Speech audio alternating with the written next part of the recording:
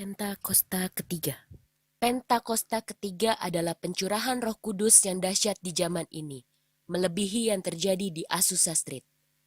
Pentakosta ketiga akan mengakibatkan penuaian jiwa yang terbesar dan yang terakhir sebelum Tuhan Yesus datang kembali.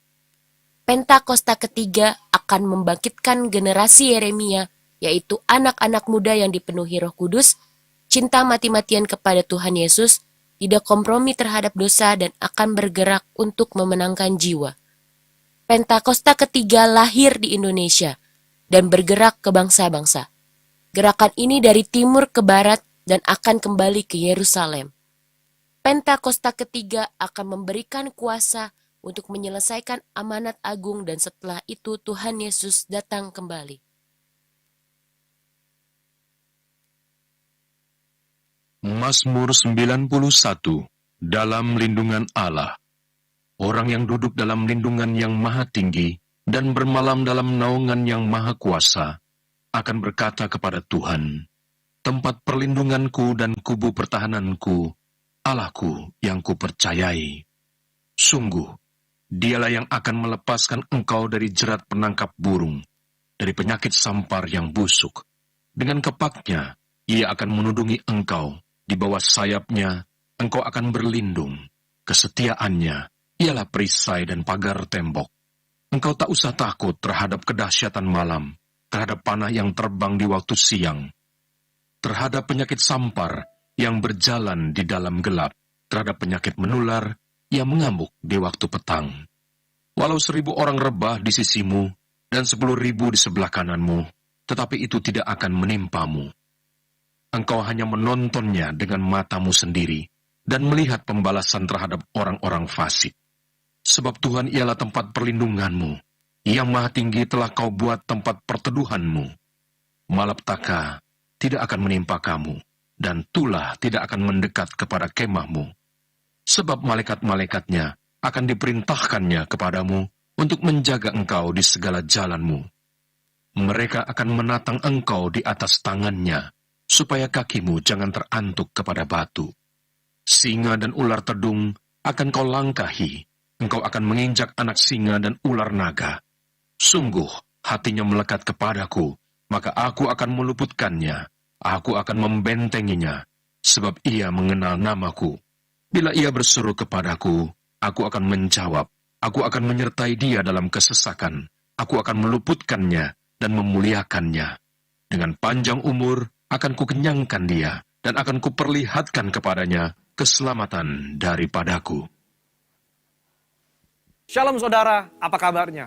Pasti tetap bersemangat dan bersuka cita senantiasa. Nah, edisi Voice of Pentecost kali ini, kita akan membahas tentang tertanam di gereja lokal. Mungkin saudara pernah mengalami di mana aspirasimu ditolak di gereja lokal, atau pernah merasa dicuekin oleh gembala. Mungkin pernah dikecewakan, dan berujung kita pindah-pindah gereja, mencari tempat yang nyaman untuk beribadah. Saya ingin katakan bahwa saudara harus tetap tertanam di gereja lokalmu. Markus 4 ayat 26-29 memuat sebuah perumpamaan singkat tentang kerajaan Allah yang digambarkan dengan proses bercocok tanam. Ayat 27 berkata, lalu pada malam hari ia tidur dan pada siang hari ia bangun. Dan benih itu mengeluarkan tunas dan tunas itu makin tinggi. Bagaimana terjadinya tidak diketahui orang itu. Setiap proses untuk bertumbuh yang dialami sebuah benih terjadi di dalam tanah. Di tempat gelap, di mana tidak seorang pun yang bisa melihat dan mengetahuinya. Demikian pula dengan setiap kita sebagai benih. Ketika kita berkomitmen untuk tertanam di gereja lokal, kita akan mengalami berbagai proses yang mungkin tidak nyaman. Dan setiap proses tersebut tidak dapat dilihat oleh orang lain. Sayangnya, banyak orang yang menyerah ketika melewati proses krusial ini. Banyak yang tergoda untuk melihat rumput tetangga yang selalu terlihat lebih hijau dibandingkan rumput di rumah sendiri. Ingat, yang terlihat oleh mata kita hanyalah hasil akhirnya yang sudah tampak baik. Sementara yang tidak kita lihat adalah proses yang juga dialami oleh rumput tetangga ketika baru disemai dan masih di dalam tanah. Di era pandemi COVID-19 ini, di mana kita harus beribadah secara virtual, semua gereja berlomba-lomba dalam menyajikan konten yang terbaik, display yang estetik, musik yang menarik, dan kemampuan editing yang kekinian. Dalam sebuah survei yang dilakukan oleh Barna Research pada bulan Juli 2020, mengenai kehadiran jemaat lintas generasi dalam ibadah virtual di masa pandemi. 40% dari generasi baby boomer memutuskan untuk tetap tertanam di gereja lokal. 31% dari generasi X dan hanya 30% dari generasi milenial yang tertanam di gereja. Padahal benih yang terus-menerus dipindah media tanamnya akan membutuhkan waktu untuk beradaptasi di tanah yang baru. Dan tak jarang benih itu akan mati dan tidak dapat berbuah lagi. Yohanes 15 ayat 2 menuliskan, setiap ranting padaku yang tidak berbuah dipotongnya. Dan setiap ranting yang berbuah dibersihkannya supaya ia lebih banyak berbuah. Tuhan menginginkan pertumbuhan dari sebuah benih dan agar benih tersebut dapat berbuah lebat kelak. Tentu saja hal ini tidak dapat terjadi jika benih tersebut kerap dipindah-pindahkan. Jika kita tidak tertanam di gereja lokal, maka kita tidak dapat mengalami pertumbuhan yang sempurna. Bahkan tanpa kita sadari, kita bisa mengalami kematian rohani. Kita tidak dapat menikmati buah yang seharusnya dapat kita hasilkan apabila kita tertanam di gereja lokal. Lalu, apa hal-hal yang dapat terus mendorong kita untuk tetap tertanam di gereja lokal? Yang pertama, mengubah perspektif kita. Sekali lagi, ketika sebuah benih ditanam, ia diletakkan di dalam tanah yang gelap dan tak terlihat. Di situasi seperti inilah, perspektif kita harus dirubah. Ditanam sebagai benih atau dikubur seperti jenazah. Faktanya, di dalam tanah itu mungkin ada rasa kesepian. Tidak dilihat orang. Seakan-akan tidak ada jalan keluar. Saudara, kita bukan sedang dikubur, melainkan kita sedang ditanam. Jika kita berpikir bahwa kita sudah dikubur, maka tidak ada lagi pertumbuhan yang dapat kita alami. Namun ketika kita mengubah perspektif bahwa keadaan yang saat ini kita alami di dalam tanah adalah karena kita sedang ditanam, maka kita akan terus bertumbuh hingga waktunya benih tersebut akan tampak di atas tanah dan menghasilkan buah. Saudara sedang ditanam dan bukan dikubur. Kedua, jalani proses. Proses adalah bagian terpenting dari perjalanan hidup setiap manusia, di mana manusia dibentuk lewat hal-hal yang sulit agar menjadi semakin baik dan semakin kuat di kemudian hari. Alkitab berulang-ulang menggambarkan hidup manusia bagaikan tanah liat di tangan tukang periuk. Sebelum menjadi bejana, maka tanah liat harus melalui proses diremukan, ditekan, bahkan dimasukkan ke dalam tungku untuk dibakar sebelum bejana tersebut jadi sempurna. Tidak ada seorang pun yang luput dari proses. Ingat, proses inilah yang menentukan seberapa kuat akar yang akan kita hasilkan untuk menyokong seluruh pertumbuhan kita nantinya.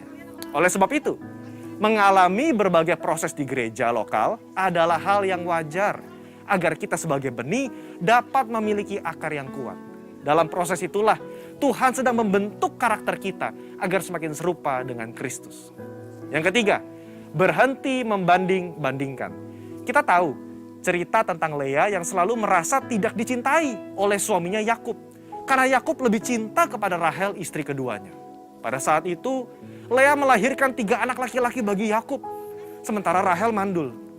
Lea yang terus-menerus membandingkan cinta dari Yakub kepada Rahel, merasa sedih, tertekan, kesepian, sampai ia mencurahkan perasaannya lewat arti nama yang diberikan ke 3 anaknya.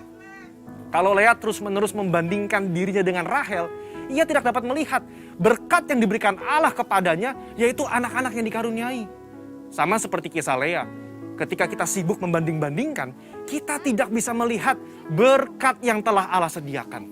Dalam konteks ini, ketika kita terus membanding-bandingkan gereja lokal kita, pemimpin kita, rekan sepelayanan kita dengan gereja orang lain, kita tidak dapat melihat berkat dan tujuan yang telah Allah tetapkan ketika ia menempatkan kita di gereja lokal kita saat ini.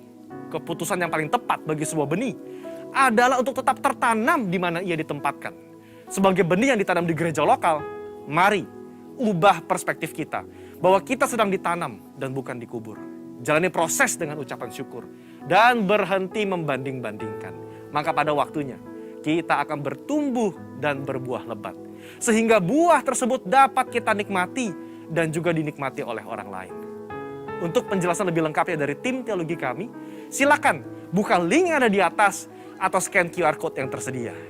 Salam integritas, Tuhan Yesus memberkati.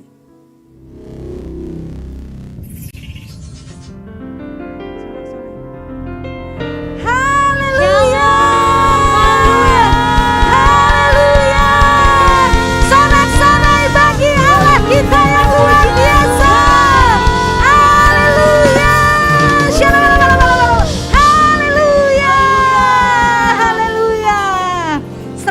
lagi Bapak Ibu Saudara yang dikasihi Tuhan Yesus.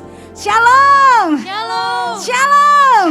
Sekali lagi sama-sama sorakan shalom. Haleluya, haleluya.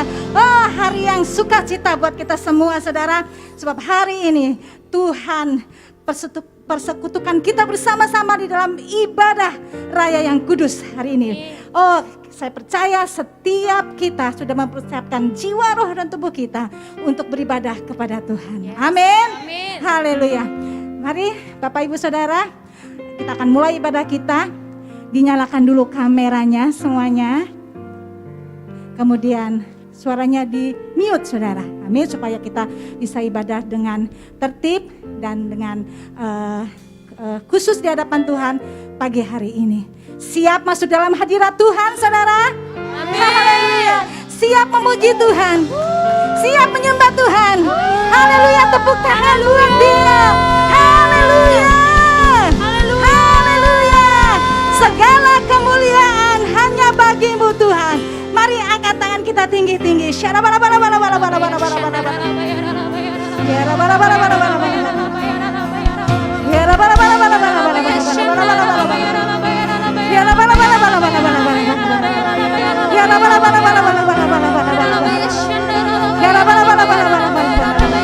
Kami mau masuk ke dalam ruang maha kudus-Mu Tuhan.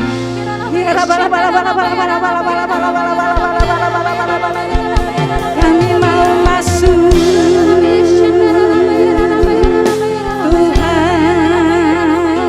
ke dalam ruang maha kudus-Mu. Berjumpa syariat Tuhan dalam kekudusan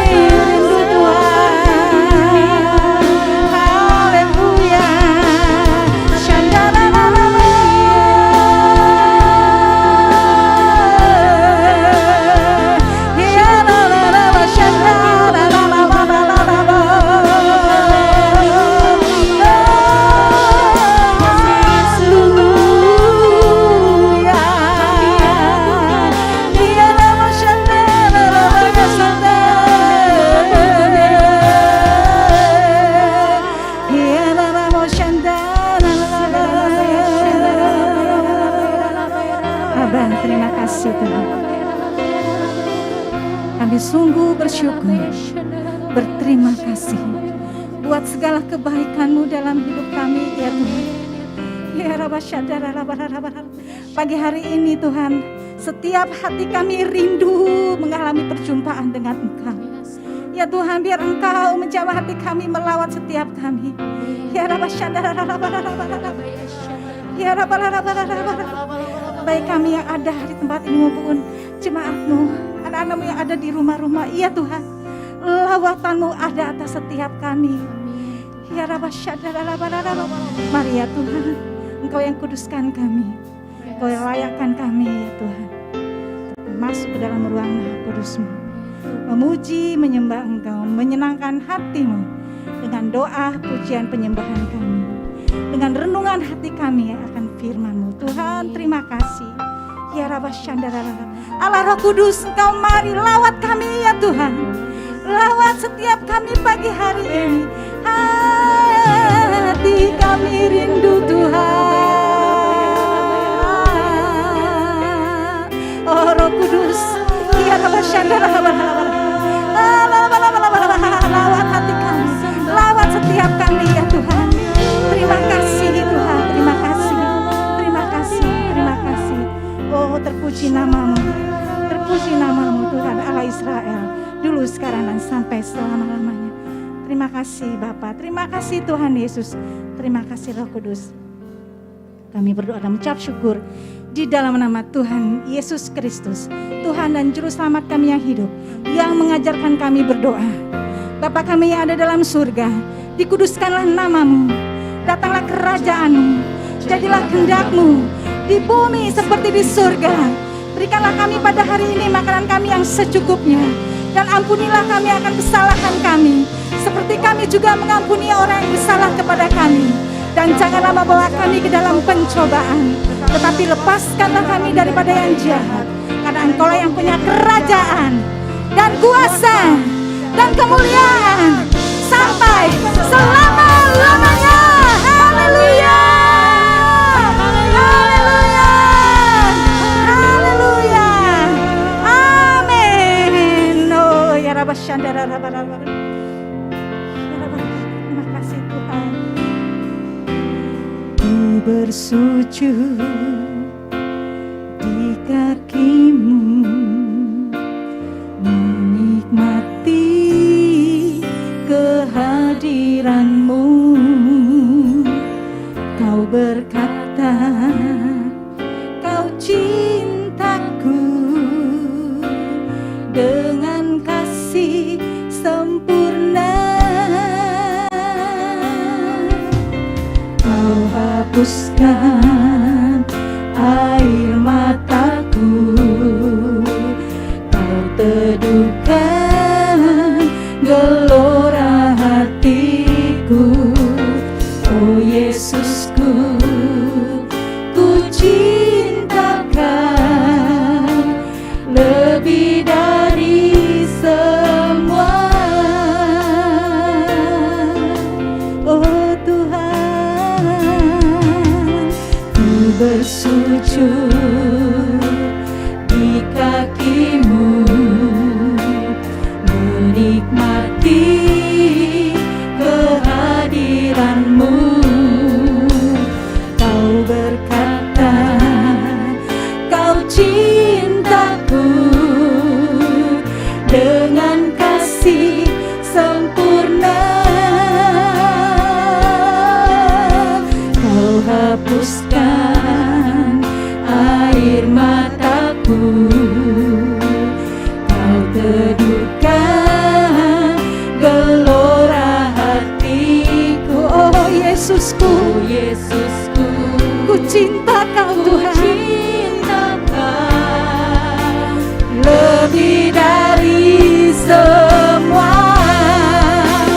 Ku ingin lebih dekat, lebih dekat, masuk dalam hadirat-Mu dan menikmati indahnya tempat kediaman-Mu.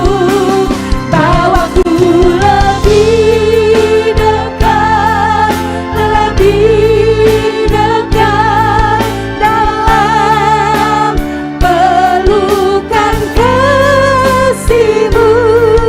Tiada yang dapat memisahkan daku dari kasih-Mu. Bawaku lebih dekat, lebih dekat, masuk dalam hadirat-Mu dan menikmati indahnya tempat kediaman-Mu. Bawaku lebih dekat, lebih dekat dalam pelukan kasih-Mu. Tiada yang dapat memisahkan daku dari kasih-Mu. Oh ya Rabbah Syandara Rabbah Rabbah Rabbah Rabbah. Ku bersujud di kaki-Mu, ya Tuhan,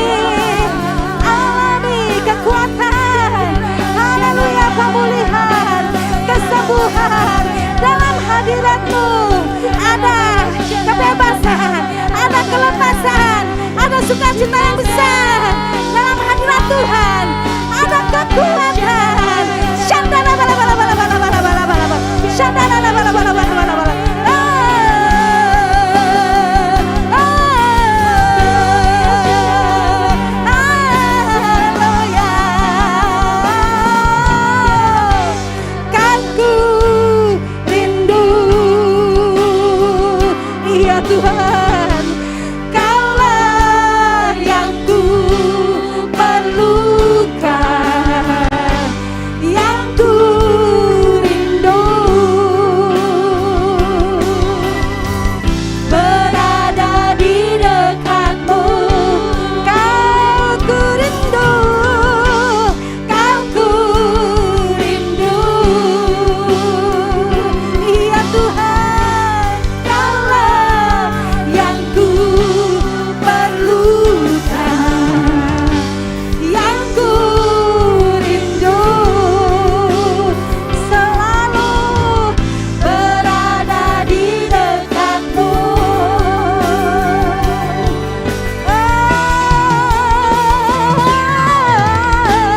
Kau ku rindu, Kaulah yang ku perlukan, yang ku rindu, selalu berada di dekatmu. Kau ku rindu, kau ku rindu. Ya Tuhan, Kaulah yang ku perlukan, yang ku rindu, selalu berada di dekatmu. Berada di dekatmu, berada di dekatmu.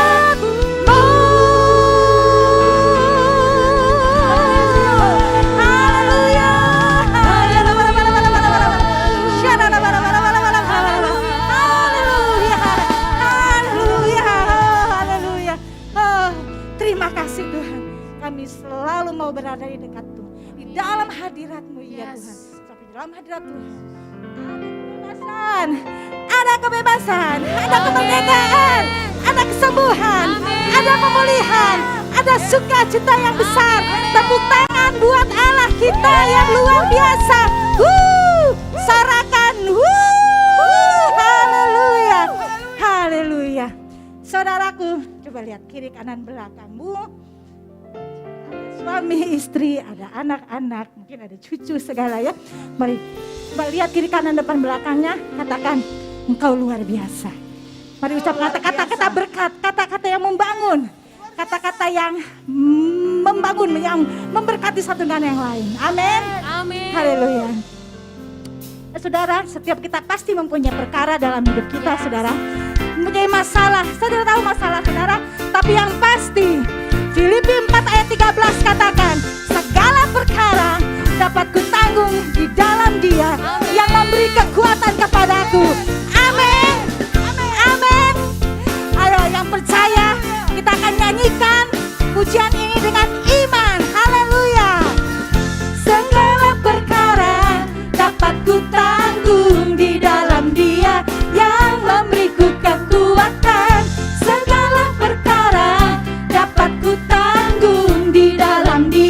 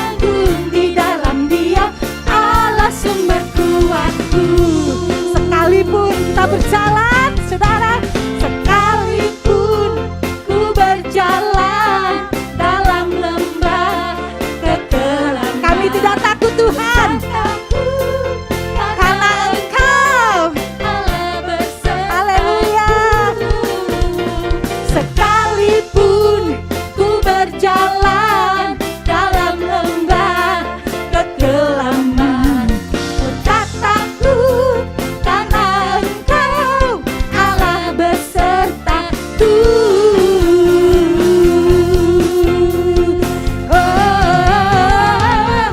Yang tak pernah dilihat mata, yang tak pernah didengar telinga, yang tak pernah timbul dalam hati, itu yang Kau sediakan bagiku. Yang tak pernah dilihat mata, yang tak pernah didengar telinga, yang tak pernah timbul dalam hati, itu yang Kau sediakan bagiku. Bagiku. Haleluya. Segala perkara dapat ku tanggung di dalam Dia, Allah beriku kekuatan. Segala perkara dapat ku tanggung di dalam Dia, Allah sumber kuatku. Segala perkara dapat ku tanggung di dalam Dia yang memberiku kekuatan. Segala perkara dapat ku tanggung di dalam Dia, Allah sumber kuatku. Allah sumber kuatku. Allah sumber kuatku. Haleluya. Dia Allah sumber kekuatan kita. Yesus Kristus Tuhan. Haleluya. Mari tepuk tangan di atas kepalamu. Allah sumber kuatku. Allah sumber kuatku. Allah sumber kuatku dan bagianku selamanya. Allah sumber, yes, kuatku. Allah sumber kuatku. Allah sumber kuatku dan bagianku selamanya. Selamanya. Amin. Dia sumber kekuatan kita, saudara. Mari naikkan hidup kita hanya kepada Dia. Tuhan Yesus pemilik hidup kita. Haleluya. Mari sama-sama katakan, apa yang tak milikku di surga, tak pernah dilihat mata, tak pernah dengar telinga, disediakan Tuhan bagi kita semua. Haleluya. Kami tak andalkan kekuatan kami ya Tuhan, tak ku andalkan kekuatanku, namun yang pasti Kau tetap selamanya. Hanya Kau Tuhan, hanya Kau milikku di surga. Tiada yang ku ingin selain Kau. Di bumi hanya Kau. Tak ku andalkan kekuatan kami Tuhan, tak ku andalkan kekuatanku, namun yang pasti Kau tetap selamanya. Allah sumber kuatku. Allah sumber kuatku. Allah sumber kuatku dan bagianku selamanya. Allah sumber kuatku. Kuatku. Allah sumber kuatku dan bagianku selamanya. Selamanya. Selamanya. Selamanya. Oh, selamanya. Haleluya. Tuhan Kau sumber kekuatan kami. Iya, Bapa Syada. Haleluya. Oh, terpujilah namamu Tuhan. Haleluya. Haleluya. Oh, ya Bapa Syada.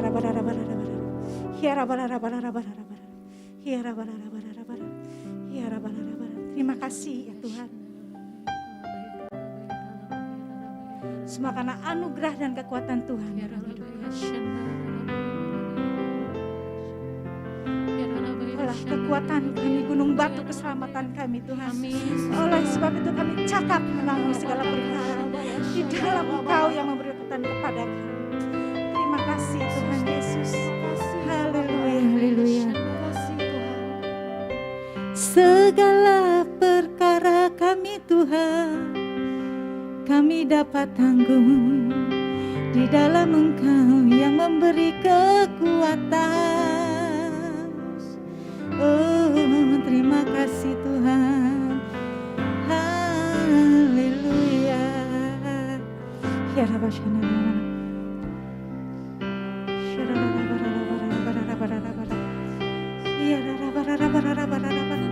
Ya Tuhan.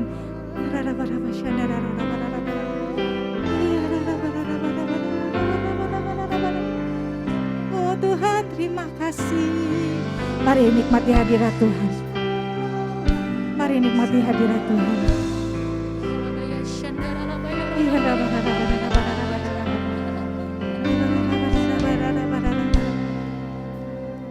Segala perkara dapat ku tanggung di dalam Dia yang memberi kekuatan. Tuhan Yesus penolong dan sahabat, tetap percaya Tuhan setia. Dia penolong dan sahabat kita yang setia, penolong yang selalu setia, memenuhi keperluanku. Tak pernah Dia mengecewakan. Yesusku tak pernah gagal,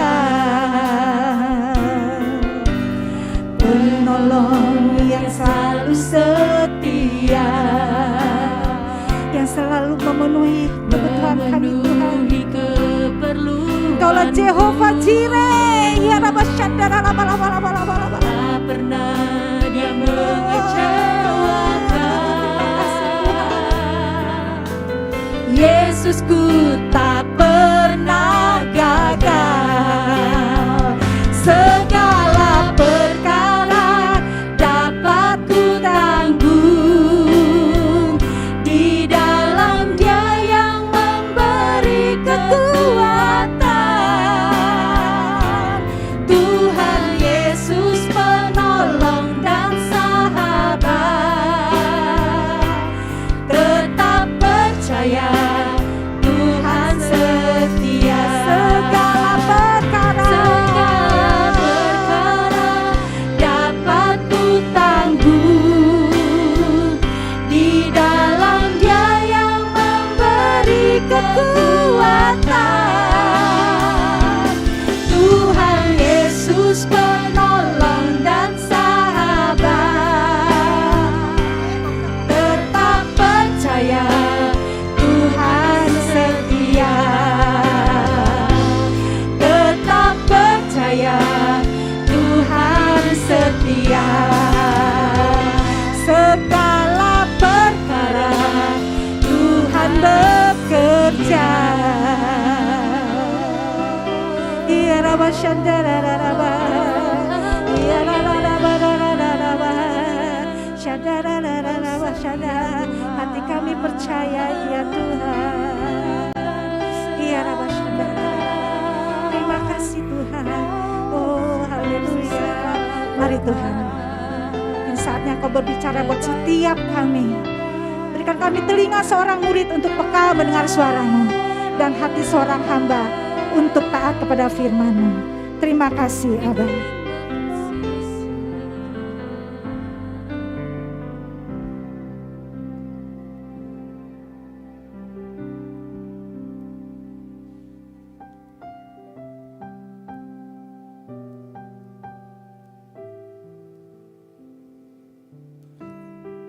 Terima kasih Tuhan.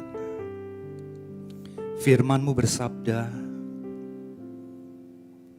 segala perkara hanya dapat kami tanggung, hanya dapat kami jalani melalui Engkau yang memberikan kami kekuatan. Tuhan, di luar Engkau kami tidak bisa apa-apa. Di luar Engkau semua sia-sia. Kami tetap mau mengingat Tuhan. Kami mau selalu ada di dalam hadirat-Mu. Karena disitulah sumber kekuatan kami. Dari situlah kami bisa menjadi seorang pemenang. Dari situlah kami bisa menjadi saluran berkat buat banyak orang. Terima kasih Tuhan. Kalau firman-Mu selalu mengingatkan kami. Pagi hari ini Tuhan, Kau bicara kepada setiap kami. Kami percaya Roh Kudus akan selalu mengingatkan kami, mengajar kami lewat firman pada pagi hari ini. Dan buat saudara-saudara yang siap untuk diajar oleh Roh Kudus, oleh firman Tuhan. Dan kalau saudara siap, sekali lagi katakan amin. Ya, shalom Bapak Ibu semua. Ya, apa kabar? Saya doakan semua saudara dalam kondisi sehat. Ya, saudara dalam kondisi sehat, tidak kekurangan apapun, sehat secara fisik, sehat secara pikiran, sehat juga secara finansial Bapak Ibu. Ya, nama saya Freddy Leong. Hari ini saya akan membahas satu firman Tuhan, satu topik yang luar biasa. Ya, saya kasih judul adalah disiplin rohani. Ya, judulnya adalah disiplin rohani. Saudara, topik ini menjawab dua pertanyaan sebetulnya dalam kehidupan kita sehari-hari. Ya, nah pertanyaan yang pertama adalah begini Bapak Ibu. Kenapa ya saya udah di dalam Yesus, saya udah datang ke gereja, saya udah aktif di KUL bahkan, dan saya sudah ikutan berbagai pelayanan. Tapi saya masih sering gagal melawan sifat-sifat dosa saya. Saya masih dihukum oleh sifat-sifat dosa saya. Saya masih diikat oleh kebiasaan-kebiasaan buruk saya. Padahal saya udah berjuang loh. Saya udah mencoba dengan berbagai cara. Kok saya masih kayak gini-gini aja ya? Pertanyaan yang kedua saudara. Firman hari ini juga menjawab. Kenapa ya rohani saya kok naik turun, naik turun, naik turun. Up and down. Ya, bahkan banyak downnya lagi Bapak Ibu. Ya, apakah saudara pernah ngalamin seperti itu? Saya pernah. Ya, saya pernah, Bapak Ibu sekalian. Ya, saya dilahirkan dalam satu keluarga yang papa mama saya sangat strict sekali, ketat sekali disiplinnya. Ya, jadi kalau saya malas, saya nakal, hukuman yang saya terima itu wow. Jadi saya dari kecil tuh saya kenyang dengan hukuman. Ya, nah akibatnya Bapak Ibu membentuk kepribadian saya yang gampang khawatir, takut salah, takut gagal. Ya, plus sifat-sifat buruk yang lain. Nah, ketika saya terima Yesus Kristus sebagai juru selamat dalam hidup saya, itu kira-kira tahun berapa ya? Tahun 93 lah ya, saudara. Nah, Bapak Ibu, saya bingung, kenapa saya udah dibaptis, saya udah masuk gereja, saya udah ikutan komsel, tapi ada satu hal yang menghukum saya rasa saya terikat sekali. Satu kebiasaan yaitu apa? Ketakutan, kekhawatiran, kecemasan. Saya orangnya gampang kena, kalau bahasa kerennya anxiety. Cemas yang berlebihan. Ada apa-apa dipikirkannya bisa berulang-ulang. Bahkan susah tidur. Kalau ada sesuatu yang nggak sesuai dengan saya punya keinginan, saya punya standar, itu juga bikin saya tuh sangat terikat sekali Bapak Ibu. Dan saya tidak merasa kemerdekaan. Bapak Ibu, saya sudah alami hal itu sejak saya rasa mungkin SMP, SMA. Nah, apa yang saya lakukan pada waktu saya universitas, saya ingat sekali ya, mungkin SMA kali. Untuk menghalau rasa gampang takut, gampang cemas itu, gampang khawatir, yang saya lakukan adalah saya dengar berbagai lagu. Makanya saya menjadi kolektor lagu-lagu musik-musik instrumental yang tenang. Ya, saya tiap hari pasti kalau di mobil, dalam perjalanan atau di rumah, saya mendengarkan musik itu supaya saya tenang. Pertanyaannya saudara, berhasil enggak? gagal total. Cemasnya tetap ada, khawatirnya tetap ada. Ya, kemudian juga saya punya sifat pemarah, enggak sabaran. Ya, saya mewariskan sifat pemarah dari mama saya terutama. Ya, jadi kalau saya marah dengan seseorang, saya bisa 1 bulan enggak ajak dia ngomong. Ketika saya menikah, Bapak Ibu, seminggu saya tidak ajak istri saya bicara, Bapak Ibu, karena saya marah. Istri saya stres berat. Ketika dia stres berat, saya bilang, rasain loh. Sangat jahat ya Bapak Ibu ya, sangat jahat sifat kayak begitu. Saya benci sifat seperti itu. Saya pengen keluar dari sifat seperti itu. Saya bilang saya udah jadi murid Kristus. Ya, tapi saya tidak berhasil. Saya menggunakan berbagai cara Bapak Ibu. Udah doa, ya doanya juga paling 15 menit Bapak Ibu sekalian. Baca firman pakai aliran kalau ingat. Datang gereja tiap minggu, rajin sih, rajin. Ya, tapi Bapak Ibu, berbagai usaha saya tidak terlalu menolong saya. Saya berpikir kok begini ya kekristenan ya. Katanya di dalam kekristenan itu ada terobosan hidup. Kok bidang ini saya nggak mengalami terobosan? Nah, Bapak Ibu sekalian, kita punya background yang beda-beda. Kita punya problem yang beda-beda. Kita punya keterikatan dosa yang berbeda-beda. Kita punya masalah internal kita yang beda-beda. Pertanyaannya adalah saudara begini, apakah dari tahun ke tahun kita semakin membaik, semakin ada terobosan, semakin pulih? Dan cara pulihnya bagaimana? Nah, sadarkah saudara, seluruh ya kebiasaan dosa kita, ya perbuatan-perbuatan dosa kita, kebiasaan-kebiasaan yang mengikat kita itu sumbernya adalah berasal dari 3 akar dosa. Ya, saya akan share Bapak Ibu sekalian dari 1 Yohanes 2 ayat yang ke-16. Ya, 1 Yohanes 2 ayat yang ke-16. Nah, saya sebutkan ayatnya ya. Sebab semua yang ada di dalam dunia, yaitu keinginan daging dan keinginan mata serta keangkuhan hidup, bukanlah berasal dari Bapa, melainkan dari dunia. Saudara kalau saudara diajak konseling, problem-problem kita, problem saya dan saudara, apapun, ya, saudara kalau bicara perilaku dosa bukan berarti membunuh orang, itu ekstrim deh ya, Bapak Ibu sekalian ya, membunuh orang, ngebacok orang, bukan kayak begitu saudara, itu ada, tapi ya itu beberapa orang aja yang ngalamin kayak begitu. Ya kebanyakan kita problem-problem hidup kita. Ya kita masih diikat perbuatan dosa, misalnya contoh saudara, pemarah, gak sabaran, tukang ngebohong, kemudian apalagi saudara, merokok, narkoba, pornografi, ya, kemudian trauma-trauma. Ya, saya salah satu pelayanan saya adalah di inner healing Bapak Ibu sekalian. Begitu banyak orang mengalami inner healing tapi nggak disembuhkan. Dia nggak tahu bahwa itu adalah menjadi akar masalah dia punya emosional. Ya, gampang cemas, gampang takut. Nah kebanyakan kan kita kira-kira kayak gitu. Disebut ringan, nggak ringan juga loh. Karena sangat mengganggu. Disebut berat tapi nggak ngebunuh orang.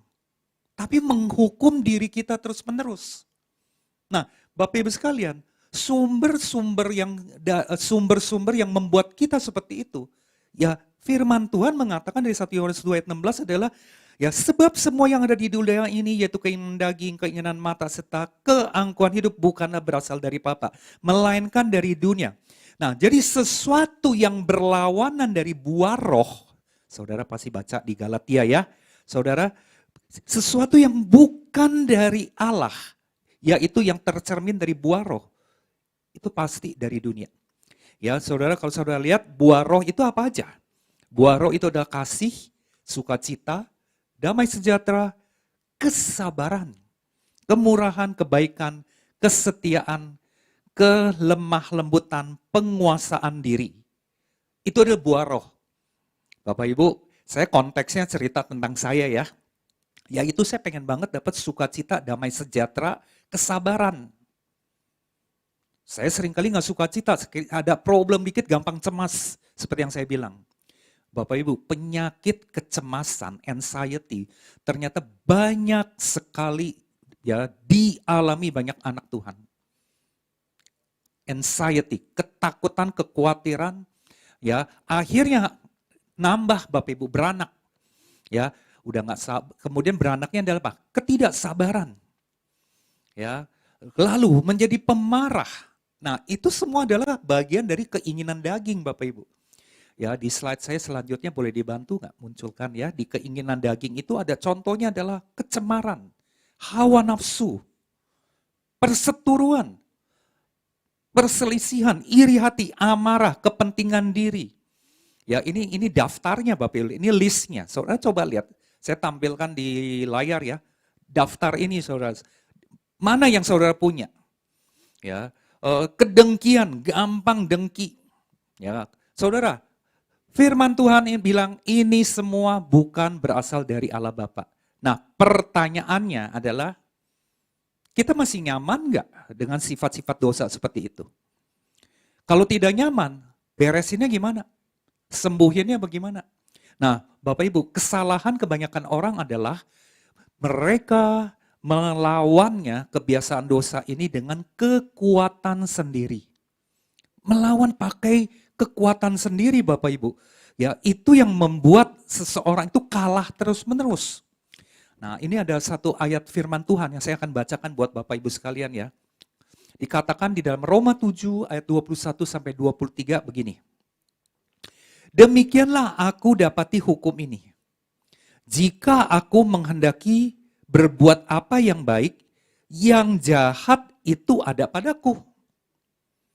Sebab di dalam batinku aku suka akan hukum Allah, tetapi di dalam anggota-anggota tubuhku aku melihat hukum lain yang berjuang melawan hukum akal budiku dan membuat aku menjadi tawanan hukum dosa yang ada di dalam anggota-anggota tubuhku. Saudara, ini firman luar biasa loh. Firman ini menjelaskan kepada kita, mengingatkan kepada kita, ya, sebetulnya saya mau berbuat baik. Saya mau melakukan hal yang sesuai dengan firman. Saya sebetulnya mau loh melakukan apa yang Tuhan inginkan dalam hidup saya. Tapi yang terjadi ketika saya mau lakukan itu, malah saya melakukan sebaliknya. Saya nggak mau cemas loh Tuhan, tapi yang muncul adalah apa? Saya jadi cemas. Saya nggak mau berbuat dosa loh saudara. Saya nggak mau lihat pornografi, konten-konten pornografi, tapi saya jatuh lagi konten pornografi. Saya mau sabar loh. Bahkan saya setiap kali doa, Tuhan berikan saya kesabaran, tapi saya justru nggak sabar. Nah, ini yang dituliskan Paulus Bapak Ibu. Kita mau lakukan yang sesuai dengan firman Tuhan, sebaliknya yang jahat itu yang muncul. Nah, di ayat 23 dikatakan gini, dalam anggota-anggota tubuhku, aku melihat hukum lain. Ada hukum lain yang berjuang melawan hukum akal budiku. Dan membuat aku menjadi tawanan hukum dosa.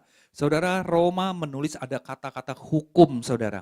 Ya, ada hukum kerajaan Allah, ada hukum firman Tuhan, juga ada hukum yang bukan dari firman Tuhan, yaitu hukum dosa. Jadi saudara kita perlu sadari dari hal ini, ya, kita ini hidup di dalam dua hukum. Hukum dosa, hukum firman. Ya, dan seringkali Bapak Ibu sekalian, hukum dosa itu harusnya jauh lebih kuat. Kedagingan kita lebih kuat. Nah, bagaimana caranya kita bisa menang? Ya, bisa menang dari perbuatan dosa, ikatan dosa, hal-hal yang tidak sesuai dengan firman Tuhan. Nah, saudara, ada caranya, yaitu adalah lewat apa? Roh Kudus. Ya, lewat bantuan Roh Kudus caranya Bapak Ibu. Galatia 5 ayat 16 sampai 17 dikatakan gini, maksudku ialah hiduplah oleh roh, maka kamu tidak akan menuruti keinginan daging. Sebab keinginan daging berlawanan dengan keinginan roh. Dan keinginan roh berlawanan dengan keinginan daging. Karena keduanya bertentangan. Sehingga kamu setiap kali tidak melakukan apa yang kamu kehendaki. Nah, Roma 8 ayat 13-14 dikatakan gini, sebab jika kamu hidup menurut daging, kamu akan mati. Tapi oleh roh, kamu mematikan perbuatan-perbuatan tubuhmu. Kamu akan hidup. Semua orang yang dipimpin roh Allah adalah anak Allah. Luar biasa saudara, di sini sudah kita dapatkan kuncinya. Kita sudah dapat caranya, kita udah dapat jalurnya untuk mematikan perbuatan daging. Untuk kita keluar dari hukum dosa, Bapak Ibu sekalian. Kita hidup di dalam roh. Saudara, saya mau highlight sekali lagi Roma 13 ini. Bapak Ibu lihat tulisan saya ya. Saya ada tulisan dengan font yang lebih besar. Sebab jika kamu hidup menurut daging, kamu akan mati. Sebab jika kamu hidup pakai kekuatan kamu ada di hukum dosa terus. Sebab jika kamu pakai cara-cara kamu pribadi, maka kamu akan mati dan sia-sia. Dilanjutin nih. Tetapi, nah saudara dikasih kontrasnya. Jika oleh roh, oleh siapa saudara? Oleh roh. Bukan kekuatan kita, bukan metode kita, bukan strategi kita, bukan teknik-teknik dan cara-caranya kita, tapi oleh roh. Kamu mematikan perbuatan-perbuatan tubuhmu. Kamu akan hidup. Semua orang yang dipimpin roh Allah adalah anak Allah. Saudara, saya seketika menyadari bahwa ini ternyata kuncinya saya mengalami sebuah kemerdekaan. Ya, saudara, saya dari gereja Abalaf. Ya, seperti yang saudara ketahui, kita semua pada awal tahun lalu kita mengalami pandemik. Ya, Februari, Bapak Ibu sekalian, Indonesia COVID masuk. Maret kita nggak bisa on-site ministry. Semua harus lewat online. Ya, lewat online Bapak Ibu sekalian, sesuatu yang aneh, sesuatu yang baru Bapak Ibu. Dan ketika ibadah online Bapak Ibu sekalian, ya, saya di bulan Maret, April, Mei itu saya cukup tertekan. penyakit anxiety saya kumat, kecemasan, kekhawatiran saya kumat. Nah, saudara, Maret, April, Mei itu ada situasi yang gak enak sekali buat saya. Saya mengalami tekanan. Kenapa mengalami tekanan? Biasa Bapak Ibu sekalian, omset saya turun drastis. Ya, target-target bulanan gak tercapai. Ya, saya modelnya kayak gitu Bapak Ibu, sebelum pandemi. Datang gereja, baca firman, tapi saya tidak ada terobosan di dalam melawan kecemasan dan kekhawatiran saya.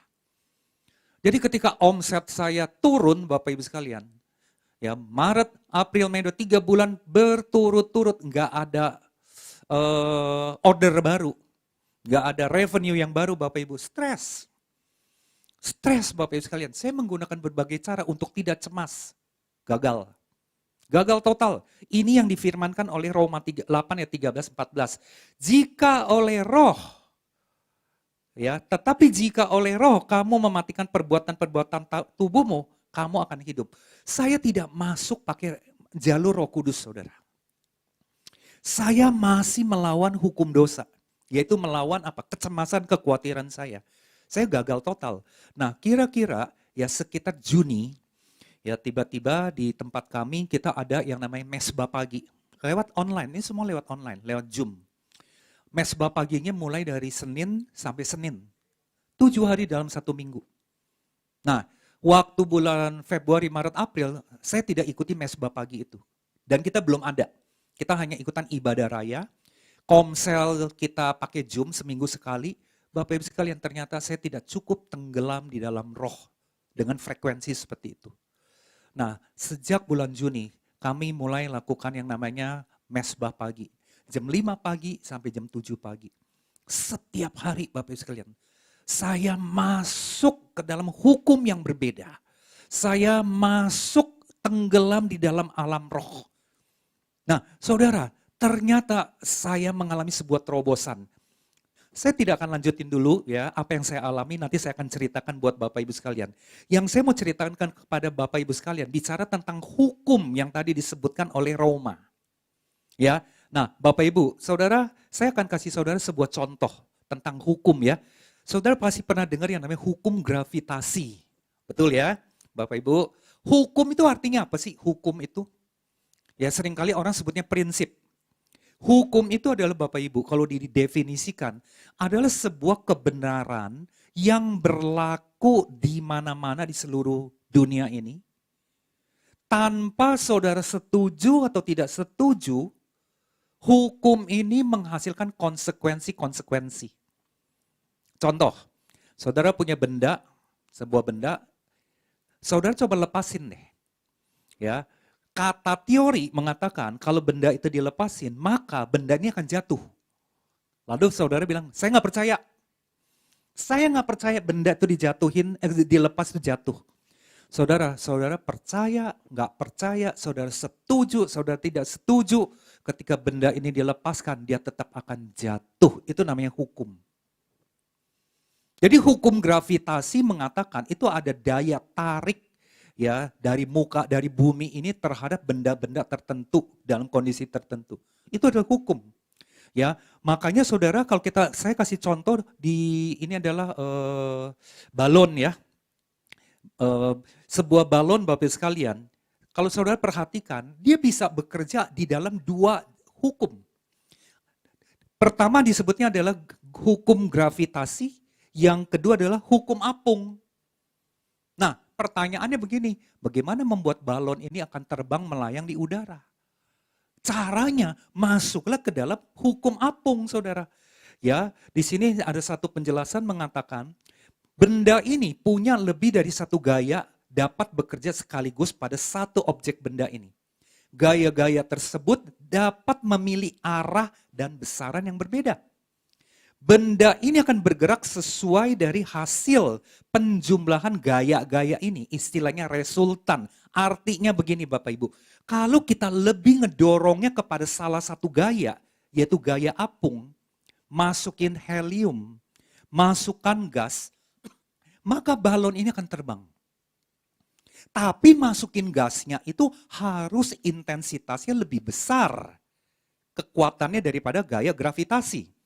Kalau belum terbang-terbang juga berarti heliumnya belum cukup. Kalau masih ngambang atau terbang sebentar langsung drop, heliumnya berarti ada yang nggak benar. Maka supaya hukum apung ini bekerja, masukinlah ya heliumnya itu sampai porsi yang tepat dan benar dan akhirnya dia terbang dan dia akan melawan hukum gravitasi. Nah, saudara simak baik-baik ya. Learning point-nya apa Bapak Ibu? Dari contoh ini, learning point-nya untuk melawan hukum gravitasi, masuklah ke hukum yang lain. Jangan sekali-sekali melawan hukum gravitasi. Benda ini akan tetap jatuh. Contoh lagi yang lain. Saya kasih Bapak Ibu sekalian contoh tentang hukum ya. Nah saudara, pertanyaannya begini. Bagaimana ya pesawat itu bisa terbang ya?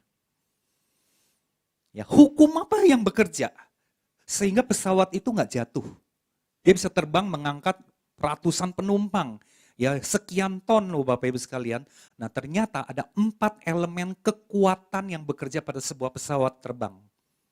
Yang pertama ada muncul yang namanya gaya dorong, gaya hambat, gaya angkat, gaya gravitasi. Ada 4 hukum yang bekerja sehingga pesawat ini bisa terbang dan membawa penumpang.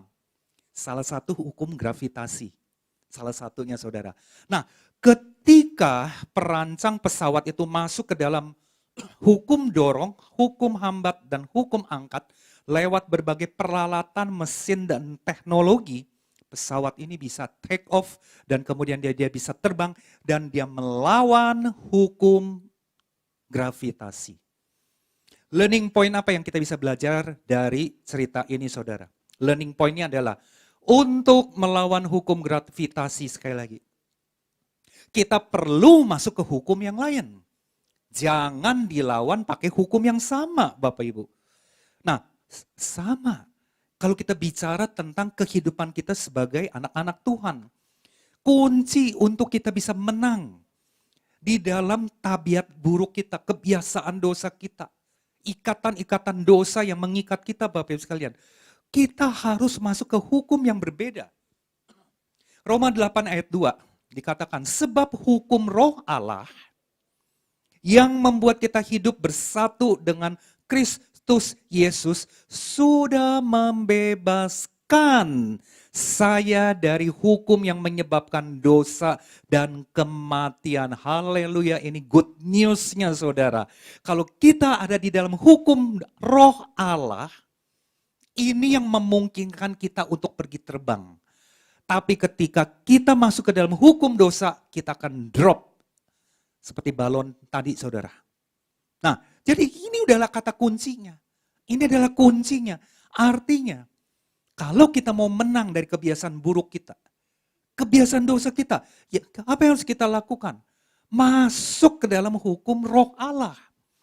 Ya, saudara, hukum dosa itu ya, saya ilustrasikan tuh seperti arus air yang begitu, arus air laut ya, yang begitu kuat.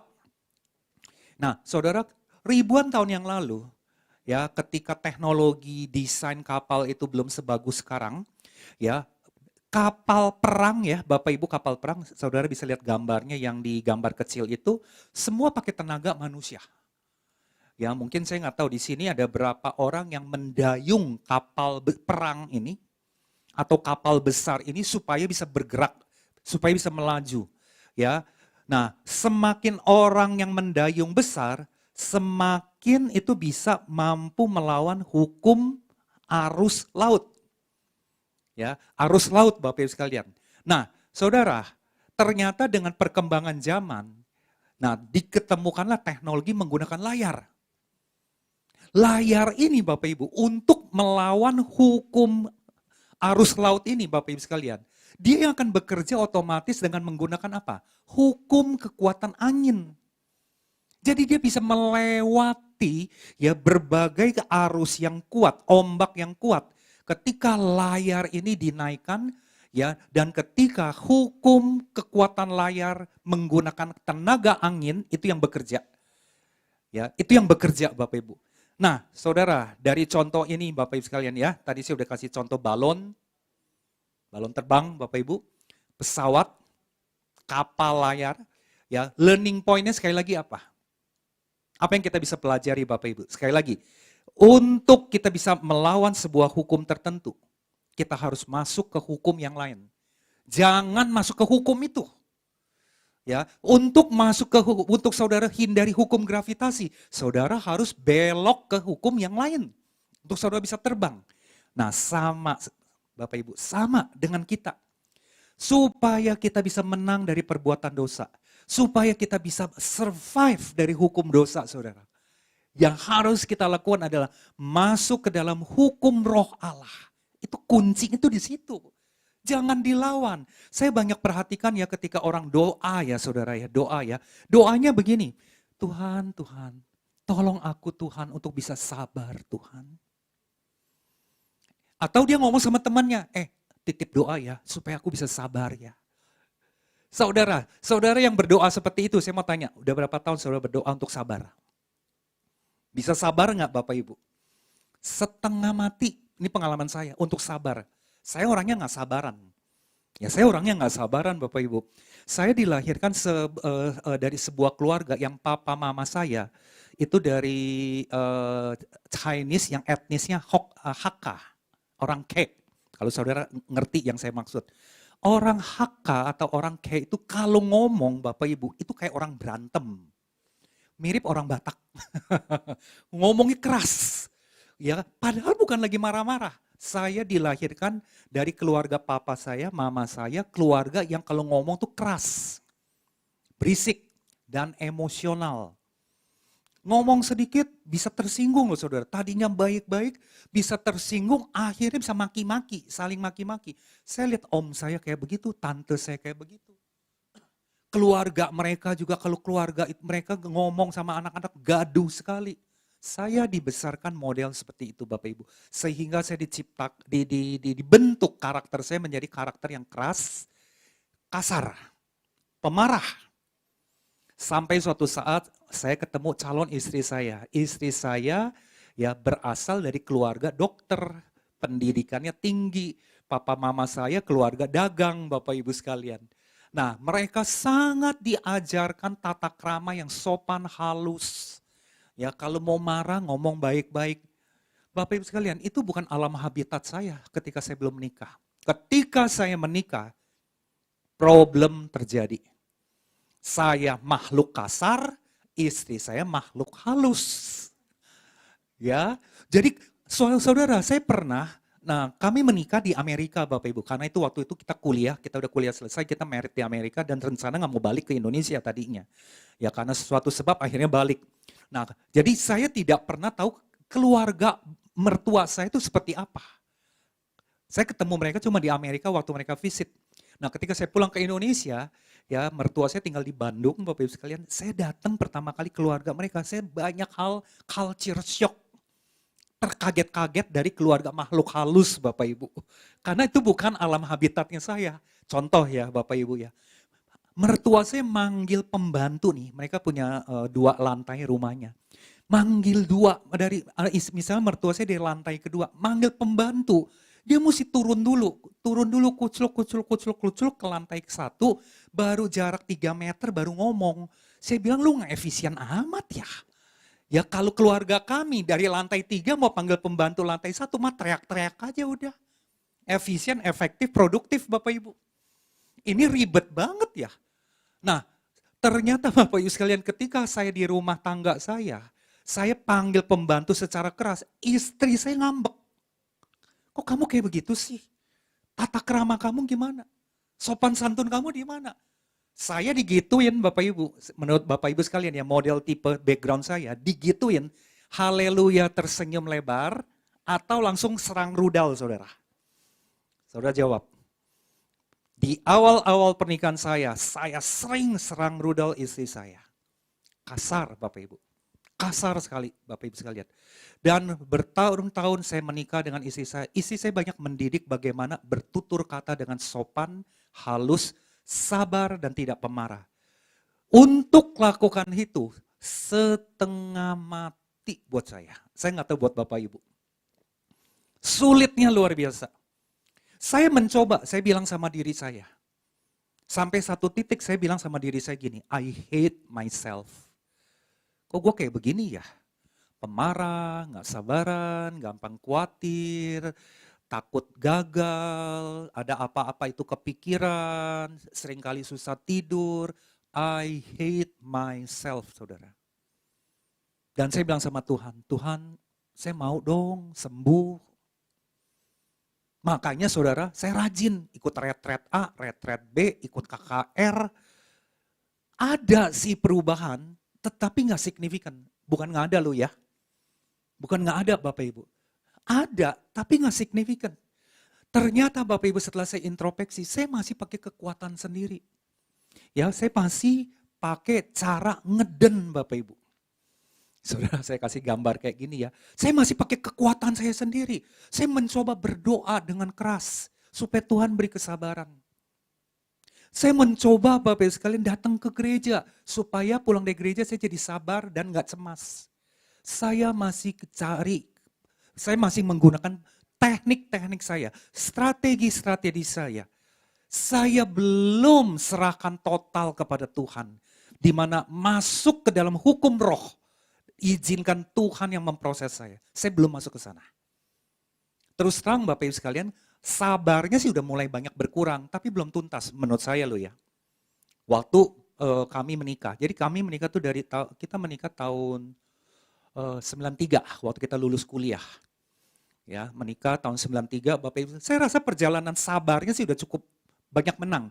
Yang saya belum menang-menang Bapak Ibu apa? Ketakutan dan kecemasan yang berlebihan. Lebay. Cemas yang lebay Bapak Ibu. Tuhan izinkan pandemik itu datang, saya sambung lagi cerita saya. 3 bulan pertama saya sangat tertekan karena omsetnya turun. Sebelum pandemi Bapak Ibu, sebulan aja target nggak tercapai, wah, kepikiran. Tuhan lagi mau beresin saya. Jadi ketika Bapak Ibu sekalian, bulan Juni, ketika di gereja kami ada yang namanya mesbah pagi, dan kebetulan kami diajarkan bagaimana caranya saya betul-betul masuk ke dalam hukum roh Tuhan, hukum roh Allah. Ya, bagaimana caranya izinkan Roh Kudus yang memproses. Saudara, kami diajarkan salah satu caranya adalah praktekkan Roma 12 ayat 1. Yaitu apa? Persembahkan tubuhku sebagai persembahan yang hidup. Ya, ini kebetulan ayatnya saya nggak ada, boleh dibantu nggak kalau ada ya, Roma 12 ayat 1, saudara. Roma 12 ayat 1 dan 2. Nah, Bapak Ibu sekalian, kami dilatih lewat mesbah pagi mempraktekkan Roma 12 ayat 1 dan 2. Nah, saya akan bacakan untuk saudara ya. Karena itu saudara-saudara, demi kemurahan Allah, aku menasehatkan kamu, supaya kamu mempersembahkan tubuhmu, next, sebagai persembahan yang hidup, yang kudus, yang berkenan kepada Allah. Itu adalah ibadahmu yang sejati. Jadi saudara, dari bulan Juni, Juli, Agustus, September, saudara, saya di brainwash. Roma 12 ayat 1, ayat 2, selama berbulan-bulan. Masuk ke dalam hukum dimensi yang berbeda. Masuk ke dalam hukum kerajaan Allah. Serahkan kepada Tuhan. Totalitas. Tidak boleh disisakan. Jadi tiap hari doanya saya Tuhan. Tuhan, aku serahkan Tuhan, pikiranku Tuhan ke dalam Engkau. Ketakutanku Tuhan, Engkau yang ambil. Aku serahkan Tuhan, omsetku yang gak capai target, biar Engkau yang ambil alih. Kalau Engkau serahkan bisnis ini kepada aku bertahun-tahun, ini adalah milikmu Tuhan. Ini adalah otoritasmu. Tuhan, Engkau yang ambil alih. Karena ini adalah empunya Engkau.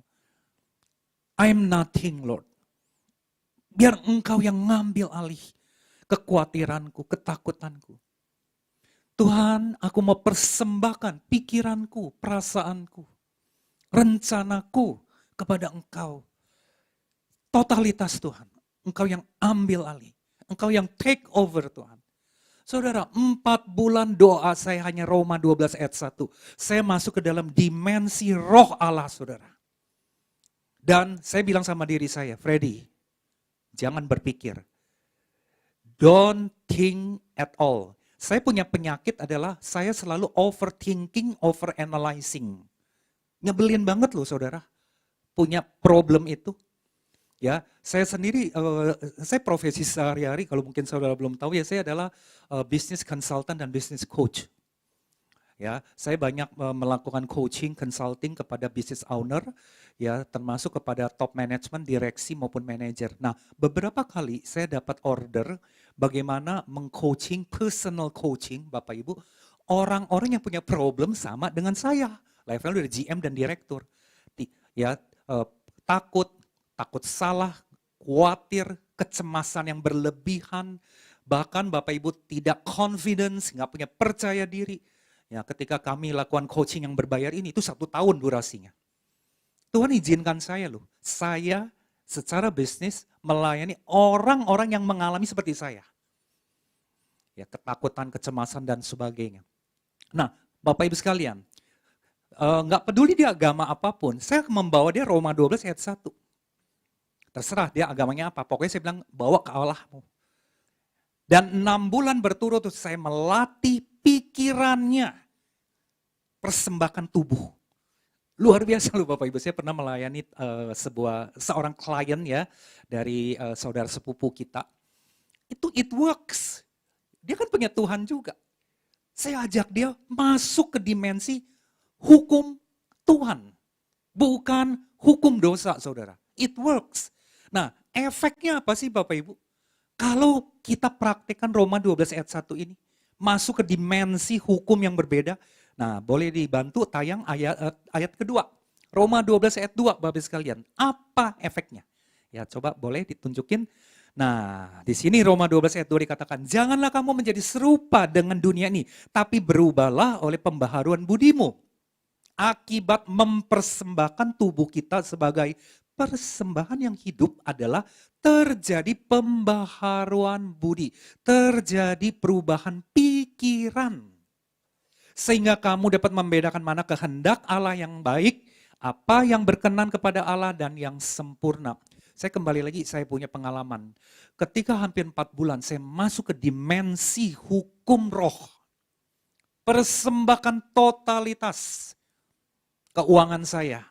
Saudara, problem keuangan saya beres belum sampai hari ini? Belum. Kalau mau dibandingkan tahun 2019 saya punya omset tetap terkoreksi.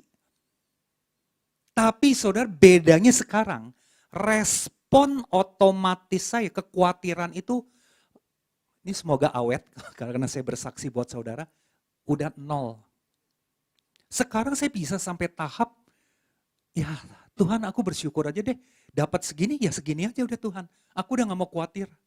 Dan saya mengalihkan saya punya kesibukan ketika memang pas lagi kosong Bapak Ibu, lakukan hal-hal yang lain. Ya, saya masuk ke dimensi aktivitas yang berbeda. Saya masuk ke dunia kuliner Bapak Ibu. Saya seumur hidup nggak pernah masak, sekarang saya rasa saya mahir masak deh rasanya. Guru saya adalah YouTube Bapak Ibu sekalian. Saya bisa alihkan saya punya pikiran untuk tidak khawatir karena saya masuk ke dalam dimensi hukum yang berbeda. Yaitu dimensi apa? Roh Allah. Nah, saudara, saya juga belajar sesuatu. Ketika kita masuk ke dalam dimensi hukum yang berbeda, kita perlu disiplin. Sampai level tertentu kita ngalamin terobosan. Ya, contoh tadi balon terbang tadi ya Bapak Ibu. Kalau kita berikan gas helium itu nggak cukup, ya nggak cukup untuk melawan hukum gravitasi, maka si balon itu akan tetap tidak akan terbang dan bahkan kempes. Harus diisi terus sampai level tertentu volume gas heliumnya itu penuh sesuai dengan takaran, maka kita akan masuk ke dalam hukum apung si balon. Sama Bapak Ibu, saya dapat pelajaran penting tentang hal ini loh saudara, tentang balon tadi ya. Nah saya merasa, saya baru ngerti, pantesan selama ini saya ada di hukum dosa terus. Saya mencoba pakai kekuatan sendiri, doanya gak cukup, renungin firmannya gak cukup, itu pun kadang-kadang, kalau ikutan ibadah raya kadang-kadang gak fokus, gak dapat apa-apa sayangnya karena saya fokusnya ke yang lain. Ya pantesan gas heliumnya gak cukup. Makanya saya ada di hukum gravitasi terus. Saudara ngerti ya maksud saya ya? Saya ada di hukum dosa melulu saudara. Saya tidak cukup takaran disiplin rohaninya. Sampai saya bisa terbang. Nah ketika COVID Bapak Ibu, situasi memaksakan diri saya. Satu hari itu setiap hari loh saudara kami, 2 jam sampai 3 jam kita di mesbah pagi dan kita kebetulan ada komsel. Jadi ketika kita udah mesbah pagi kita komsel tiap hari. Ya, komsel cuma 4 orang saudara. Tiap hari bahas firman Tuhan. Itu udah dalam rangka, saya baru sadar. Itu dalam rangka saya penuhin gas helium saya sehingga volumenya untuk mencukupi saya masuk ke hukum yang berbeda. Wow, saya bilang saya udah ketemu nih rahasianya nih Bapak Ibu sekalian. Itu yang dimaksudkan oleh Rasul Paulus di tulisan di Roma. Masuk ke dalam hukum yang berbeda. Oleh karena itu Bapak Ibu, kita perlu disiplin. Disiplin rohani Bapak Ibu. Untuk kita masuk ke dalam hukum roh yang berbeda dengan hukum dosa. Saya mau tanya Bapak Ibu sekalian. Saudara mau nggak? Saudara tidak ada di hukum dosa itu, hidup di dalam hukum dosa. Saya yakin semua mau. Saudara mau nggak masuk ke dalam dimensi hukumnya Allah?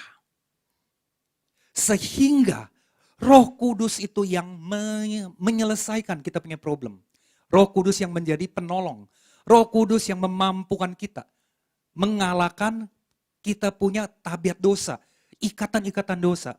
Nah, Bapak Ibu sekalian, if jawabannya adalah yes, apalagi jawabannya 3 yes, ya 3 yeses gitu ya Bapak Ibu sekalian, maka saudara, apa yang harus saudara bayar? Ongkosnya apa? Mau masuk ke hukum dimensi yang berbeda. Ongkosnya adalah disiplin rohani. Praktek disiplin rohani. Ya, boleh dibantu masuk ke slide saya lagi ya. Nah, Bapak Ibu, disiplin rohani apa aja? Ya, apa aja disiplin rohani? Nah, penyangkalan diri. Nah, ini yang mesti dilakukan tiap hari. Ya, disiplin rohani penyangkalan diri. Yang kedua, kadang-kadang puasa kalau masalahnya udah sangat berat sekali. Penyangkalan diri, wah ini bukan sesuatu yang gampang loh. Contoh saya nih ya, nggak mau mikirin omset itu pokoknya ini bagian Tuhan. Filipi 4 ayat 13, segala perkara dapat kulakukan melalui Engkau yang memberikan kekuatan kepadaku. Tuhan, omset ini adalah urusan Engkau. Itu penyangkalan diri. Saya tidak mau urusan saya ke daging, keinginan mata. Ya, makanya Filipi 4:13 itu saya sering katakan itu adalah 10 magic words. Bahasa Inggris, bahasa Indonesia, semua tulisannya cuma 10 kata, 10 magic words. Bahasa Inggrisnya, I can do all things through Christ who strengthen me. Itu Inggris. Indonesianya, segala perkara dapat kutanggung melalui Dia yang memberikan kekuatan kepadaku. Keren ya. 10 magic words. Nah, saudara, ketika kita praktekkan disiplin rohani, Roma 12 ayat 1, persembahkan aja udah seluruh aspek hidup kita kepada Tuhan. Kita baru bisa melakukan yang penyangkalan diri. Saudara coba deh silakan penyangkalan diri pakai kekuatan saudara. Ampun, ampun, ampun saudara, susahnya setengah mati. Kenapa? Karena kita masih punya keinginan daging. Itu yang namanya hukum dosa. Tuhan, omsetku belum tercapai nih.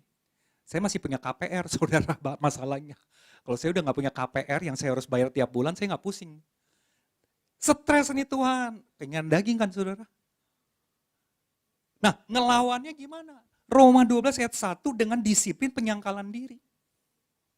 Yang kedua puasa, yang ketiga berdiam diri. Loh, kok disiplin rohani itu berdiam diri? Nah saudara, berdiam diri itu ngapain? Nunggu hikmat dari Tuhan. Kita ini hidup di dalam era teknologi Bapak Ibu sekalian. Pikiran kita sangat-sangat super sibuk dengan teknologi. Bahkan ketika kita berdoa pun kita masih buka WhatsApp. Betul nggak Bapak Ibu sekalian? Fokus kita udah kemana-mana. Sehingga apa? Ngeblokir kita untuk mendengarkan suara Tuhan. Sehingga apa? Sehingga kita sangat sulit masuk ke frekuensinya Tuhan. Jadi berdiam diri adalah salah satu disiplin rohani. Nah, yang keempat, Coram Deo. Saudara, Coram Deo ini adalah sebuah istilah hidup di dalam hadirat Tuhan. Sadar kita nih hidup di dalam hadirat Tuhan. Saya mau cerita ya Bapak Ibu ya. Saya perhatikan, saya kebetulan tipikalnya observer, pengamat Bapak Ibu. Saya perhatikan begini, banyak orang yang rajin saat teduh. Pagi saat teduh ya, doa dan saat teduh. Katakanlah jam 5 sampai jam 6. Wah pokoknya rohani deh, saat teduh. Nah tapi jam 6 pagi sampai jam 10 malam ketika dia nggak tidur, dia beraktivitas, perilakunya kacau balau. Yang marah pemarah, yang tukang maki, yang sering nggak jujur, kalau di tempat kerja, tukang ngebohong, ya, yang senang nonton pornografi, ngintip-ngintip, lihat pornografi, ya, yang ngerokok, ya, saudara juga sembunyi-sembunyi ngerokok supaya nggak ketahuan teman-teman rohaninya. Tapi besoknya jam 5 sampai jam 6 saat teduh lagi. Salahnya di mana, saudara? Salahnya adalah dia tidak mempraktekkan Coram Deo. Coram Deo itu adalah kesadaran. Di hadapanku ini ada Tuhan loh. Aku hidup di dalam hadiratnya Tuhan loh. Ya, aku ini hidup di dalam ya kasih karunia Tuhan. Oleh karena itu saya harus atur saya punya perilaku. Nah itu Coram Deo saudara. Ya, termasuk disiplin dalam apa lagi? Merenungkan firman. Masuk ke komsel, ke tempat saudara di cool. Ya, lalu ikut ibadah raya. Nah, Bapak Ibu sekalian, disiplin-disiplin ini adalah bagian dari kita isi gas helium ke balonnya kita supaya kita bisa terbang tinggi masuk ke hukum yang berbeda. Nah, itu adalah kunci kemenangan kita untuk kita bisa melawan kebiasaan dosa kita. Saudara, saya mau ajak saudara renungkan. Saudara jawab dalam hati ya. Mau gak saudara, tabiat dosa saudara, ikatan-ikatan dosa saudara, saudara sembuh, saudara pulih. Mau gak saudara? Kalau mau Bapak Ibu sekalian. Yang kedua, mau gak bayar harga? Kita disiplinkan diri kita, disiplin rohani. Supaya gas helium kita penuh dan kita masuk dimensi yang selanjutnya. Ya, saudara, saya ajak saudara mari kita tutup mata dan kita berdoa. Ya, saya akan tutup firman ini hari ini. Tuhan terima kasih Tuhan. Kalau hari ini Engkau sudah membantu kami, membuka kami punya pikiran, sehingga kami mengerti Tuhan, apa yang harus kami lakukan. Apa yang harus kami perbuat, supaya kami tidak melawan hukum dosa. Tuhan, biar apa yang kami dengar ini berakar, tertanam, dan berbuah di dalam hidup kami. Kami mau menang Tuhan. Terima kasih Tuhan. Apapun yang kami dengar, kami akan simpan baik-baik dan kami mau lakukan. Di dalam nama Tuhan Yesus. Setiap orang yang sudah ambil komitmen ini, katakan amin. Thank you.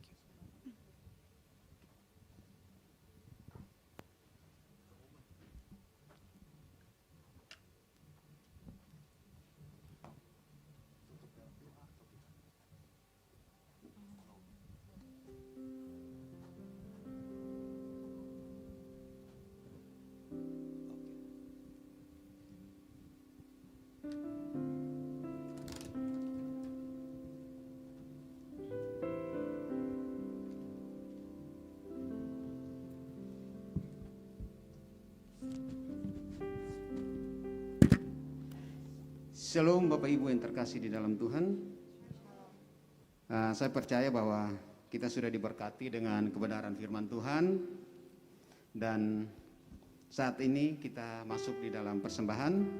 Kita mau memberikan yang terbaik bagi pekerjaan Tuhan. Sebelum itu kita berdoa. Bapa kami dalam surga, terima kasih ya Tuhan buat hari ini. Engkau Tuhan yang sudah memberkati kami melalui kebenaran firman-Mu, melalui hamba-Mu ya Tuhan. Kami percaya Bapa firman-Mu hari ini boleh menguatkan akan kami. Kami bersyukur ya Tuhan untuk sepanjang minggu ini atas pemeliharaan Tuhan, atas penyertaan Tuhan bagi kami. Berkat-berkat Tuhan mengalir dalam kehidupan kami melalui pekerjaan kami Bapa. Kini tiba saatnya Tuhan Yesus kami mau memberi dengan persembahan.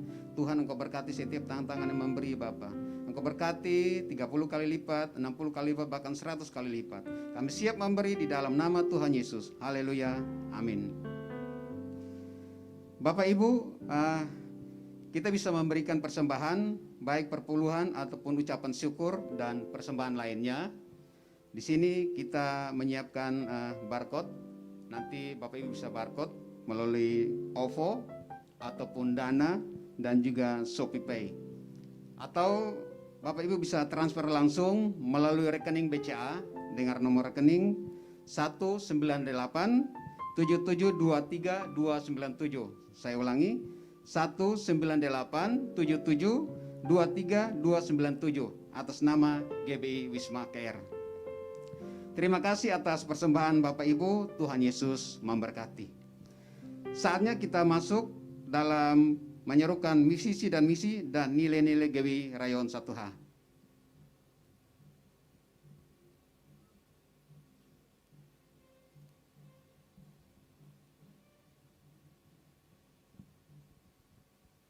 Mari jemaat Tuhan kita serukan visi Rayon 1H, menjadi keluarga kerajaan Allah yang memenangkan jiwa-jiwa dan berdampak bagi dunia. Nilai GBI Rayon 1H, ikrar. 1. Integritas. 2. Keintiman. 3. Rendah hati. 4. Antusias dan inovatif. 5. Rela berkorban. Shalom Bapak Ibu, saya ingin menyampaikan sedikit pengumuman. Untuk bulan Oktober di minggu kedua, gereja akan mengadakan baptisan dan penyerahan anak. Bagi Bapak Ibu yang rindu ataupun belum dibaptis dan juga penyerahan anak, gereja menyiapkan dan silakan hubungi langsung dengan sekretariat atau di bawah pengawasan Bapak Daniel Silaban. Kami atas nama Bapak Gembala GBI Wisma KR dan juga Wakil Gembala dan seluruh pengerja dan jemaat mengucapkan banyak terima kasih atas Bapak Pastor Freddy Leong yang sudah menyampaikan kebenaran firman Tuhan, melayani kita di sini. Tuhan Yesus memberkati. Saatnya kita masuk di dalam doa syafaat. Mari kita satu hati, kita berdoa. Bapa kami yang ada dalam kerajaan surga, terima kasih ya Tuhan Yesus atas segala kebaikan Tuhan dalam hidup kami. Kami percaya Bapa, Engkau Tuhan selalu ada bagi kami. Engkau Tuhan yang selalu menopang kami, melindungi kami, menjaga kami dengan sempurna. Terima kasih Bapa, Engkau izinkan kami hari ini untuk mendengarkan sedikit dari kebenaran firman-Mu ya Tuhan, yang sudah Engkau sampaikan melalui hamba-Mu. Tuhan, jadikanlah kami anak-anak yang selalu disiplin dalam rohani kami. Kami tolak ya Tuhan Yesus segala intimidasi iblis yang ingin mengganggu keintiman kami dengan Engkau ya Tuhan. Segala kuasa kegelapan kami tolak di dalam nama Tuhan Yesus. Biarlah hidup kami selalu disilpini kepadamu ya Tuhan. Selalu berada di jalan Tuhan. Selalu berada di jalan yang lurus, tidak menyimpang ke kiri maupun ke kanan ya Aba. Terima kasih Bapa, terima kasih Tuhan Yesus. Di kesempatan hari ini Bapa kami berdoa bagi gembala sidang kami, Bapak Pendeta Insinyur Niko Noto Raharjo. Kami serahkan gembala sidang kami ke dalam tangan kasih-Mu ya Tuhan. Engkau Tuhan yang memberkati hamba-Mu dengan sempurna. Minyak urapan yang baru tercurah atas hamba-Mu. Dimanapun hamba-Mu melayani, tangan kasih Tuhan selalu menopang, melindungi dan menjaga. Dimanapun hamba berjalan, terang kasih sinar Tuhan menyinari hamba-Mu. Dan biarlah setiap jiwa-jiwa yang belum mengenal akan Engkau ya Tuhan, boleh percaya dan datang sujud menyembah di bawah kaki-Mu ya Tuhan Yesus. Bapa, kami berdoa bagi keluarga besar, gembala sidang kami, istri, anak, dan cucu mantunya. Kami serahkan semua ke dalam tangan kasih-Mu Bapa. Biarlah perlindungan Tuhan yang sempurna atas seluruh keluarga besarnya. Kami berdoa juga bagi keempat wakil ya Tuhan Yesus. Kami serahkan ke dalam tangan kasih-Mu Bapa. Engkau ikat dengan tali kasih-Mu ya Tuhan. Agar biarlah ada keunitian, ada kesatuan hati dalam menopang pelayanan Bapak Gembala sidang kami ya Tuhan Yesus. Terima kasih Aba, terima kasih ya Tuhan. Kami berdoa juga ya Tuhan Yesus bagi Gembala Rayon 1H, Gembala GBI Semua KR ya Tuhan, Bapak Pendeta Budian Totong. Kami serahkan hamba-Mu ke dalam tangan kasih-Mu ya Tuhan. Kami bersyukur ya Tuhan Yesus, Engkau memberikan kami gembala yang selalu setia taat kepada Engkau ya Tuhan. Engkau berkati kesehatan gembala kami ya Bapa. Engkau berkati pelayanan hamba-Mu ya Tuhan Yesus. Dimanapun hamba melayani, terang sinar Tuhan menyinari. Dan biarlah setiap pelayanan hamba-Mu ini Bapa, banyak jiwa-jiwa yang dimenangkan. Berkati bisnis dan usahanya Bapa.